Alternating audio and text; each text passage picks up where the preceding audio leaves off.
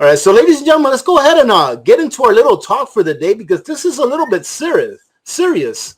So as you can see, that the title of this live stream today is Droughts, Heat, Flooding, and Cold are destroying crops all over the world. And ladies and gentlemen, I didn't just make that up. It's true. And I just want to go over a few of the places in the world where they are having extreme weather, to include the United States. And what I mean by extreme weather is that it's not all the same, and that it's weather that normally hasn't happened for a long time. For example, in China, they're having floods that are millennial floods, meaning that they haven't seen floods like these in like 1,000 years. I pulled up a list of everything that's going on. Well, not everything, but all of the things that I could find, just so that I wouldn't forget. In Botswana, ladies and gentlemen, in southern Africa, Botswana yesterday had the second coldest day on record. They had the second coldest day on record, something that almost never happens in Botswana. I didn't print out how long ago it happened, but it was a very long time ago that they had a very cold snap, and they had their second coldest day on record where they even got snow. Now, why is this so important, ladies and gentlemen, that we talk about these things? Because you all know a lot of people here, and a lot of people within the prepper community, they're into gardening, right? And they're into trying to be as self-reliant as they possibly can. And gardening is one of those ways to be more self-reliant. Well, all you need is one real cold snap. My wife was asking me if everything was covered out back, because it's starting to rain outside. So sorry for that short intermission. But it only takes one real cold snap to mess things up. Look at Brazil.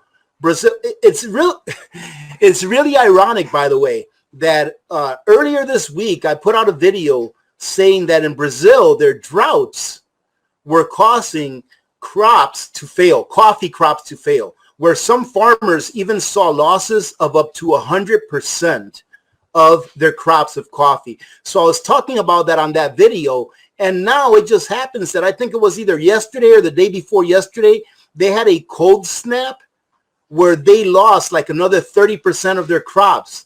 So ladies and gentlemen, what I said on Friday about coffee prices going up 30-40%, you might as well add a few more percentage points to that. So if you are a coffee drinker, if you are a caffeine addict such as I, you better stock up on your coffee now, because prices can only go up one way, when the supply is being affected on a downward pressure as it is now, especially with Brazil, which I believe Brazil provides about 25% of the world's coffee, if not a little bit more.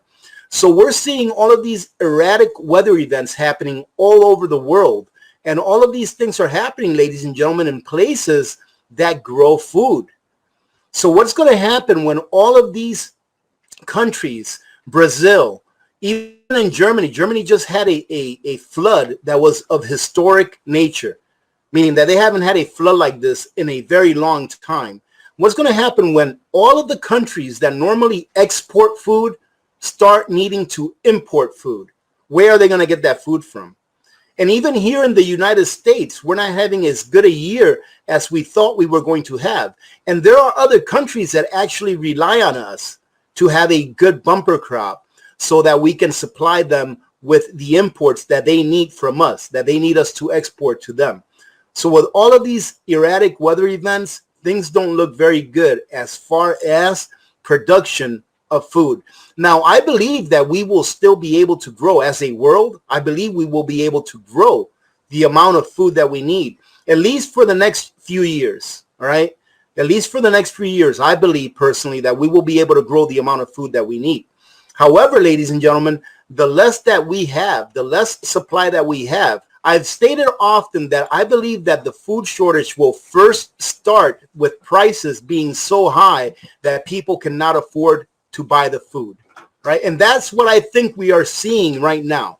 With all of these weather events happening all over the world, I think that's what we're going to see even more of here in the next year or two. And then I think that the next phase after that is going to be actual food shortages, actual supply shortages, where countries don't have enough in reserve to export to those that need to import. For example, Africa as a continent usually imports about 50% of what they eat. They used to export. Now they import about 50% of what they consume. What's going to happen to countries like that when other countries that normally export will no longer be able to export to them? So, ladies and gentlemen, that's going to have a upward pressure on prices, and we're already seeing that. You know, I was thinking about that ribeye that I showed off on my last payday prep, and how I said that they came down in price by $1, which isn't that great, but it's at least coming down in price. But it really isn't that good, because here a year and a half, 2 years ago, ribeye were about $7.99, $8.99 a pound.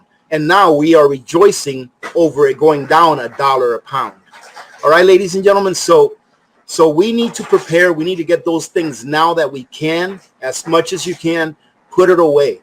All right, ladies and gentlemen, because contrary to what the media likes to say, and to what a lot of people like to say, during a crisis, it is not preppers that are the problem.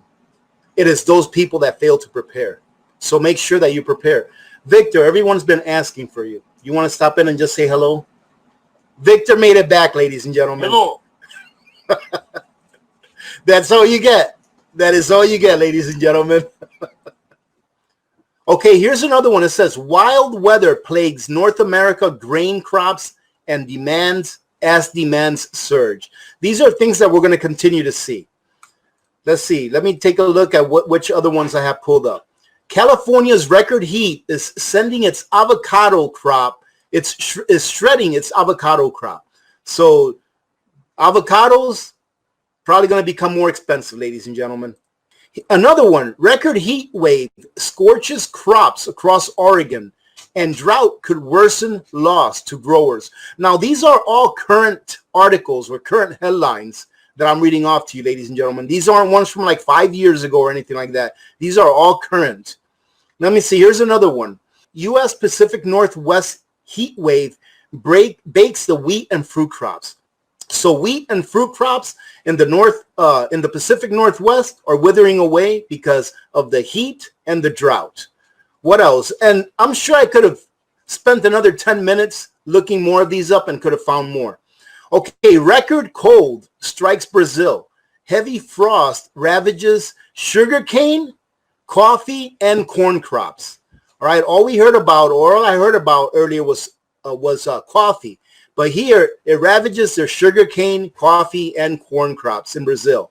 So in Brazil, part of Brazil, they're having droughts, and in part of Brazil, they're having record cold. Isn't that something, ladies and gentlemen? And it's going to continue to happen. And this is one here that I wanted to share with you. That way, in about 10 years, when you start hearing, right?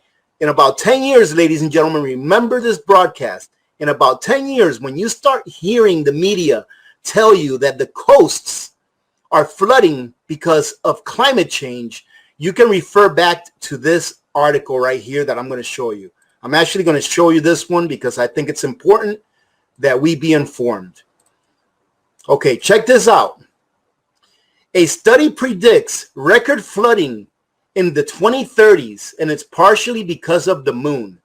All right, ladies and gentlemen, NASA is expecting the moon to shift a little bit in 2030, and that is going to affect our tides, and that is going to cause flooding to enter into the coasts. So in the 2030s, when they start saying that it's because of climate change that the coasts are flooding, refer back to this article and you'll know the truth of why it is actually happening.